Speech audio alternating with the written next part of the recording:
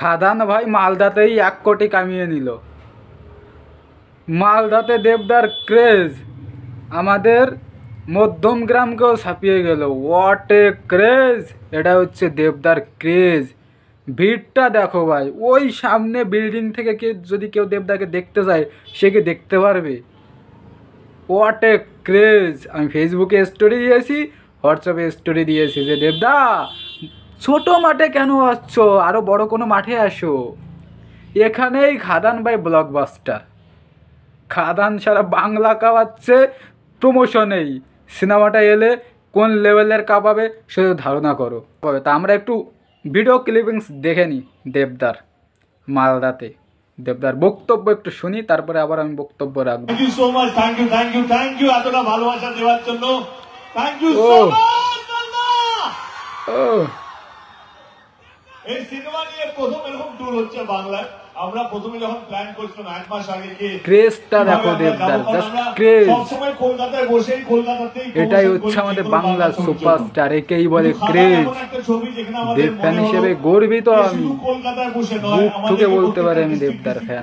প্রত্যেকটা মানুষকে কাছে পৌঁছতে হবে এবং এই খাদানের উৎসবের মধ্যে আপনাদের সকলকে সামিল করতে হবে।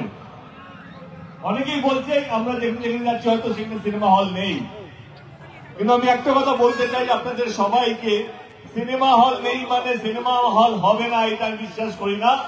চাহিদা থাকলে, ডিমান্ড থাকলে সাপ্লাই হবে, এখানে সিনেমা হল আরো বাড়বে, কিন্তু তার জন্য আপনাদের সহযোগিতা লাগবে, আপনাদেরকে পাশে দাঁড়াতে হবে। এটাই হচ্ছে দেবদার ক্রেজ। ভিড়টা দেখো, আমাদের মধ্যমগ্রামকেও ছাপিয়ে গেছে ভাই। লাখের উপরে লোক এসেছে মালদাতে।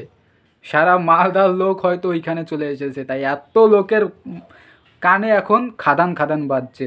এত লোক আমাদের মধ্যমগ্রাম, সারা মধ্যমগ্রাম জেনে গেছে যে খাদান বলে দেবের একটা সিনেমা হচ্ছে। মালদা জেনে গেল, সারা পশ্চিমবাংলা জেনে গেল। এখন শুধু আমাদের দায়িত্ব হচ্ছে সিনেমা হলে গিয়ে সিনেমাটা দেখা। তা এখন কথা হচ্ছে গিয়ে যে দেবদা এখন কোথায় আছে। আমি প্রতি ভিডিওতে দেবদা সম্পর্কে আপডেট দেবো, কারণ দেবদা যেখানে যেখানে প্রমোশন করছে, যেখানে যেখানে যাবে সকল আপডেট আমি তোমাদেরকে কন্টিনিউ জানাবো।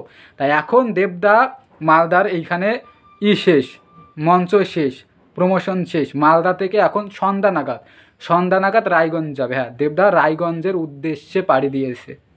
একদিনে 2টো মঞ্চ, 2টো স্টেজ শো। তাই কোন লেভেলের ডেডিকেশন দেখাচ্ছে দেবদা আমাদের জন্য ভালো সিনেমা প্রোভাইড করছে। আমাদের এখন দায়িত্ব সেই সিনেমাটা হলে গিয়ে দেখা। খাদান বাংলা সিনেমার ইতিহাসের সেরা সিনেমা। এরকম হাইপ, এরকম ক্রেজ আজ অবধি কোনো বাংলা সিনেমাকে নিয়ে দেখা যায়নি।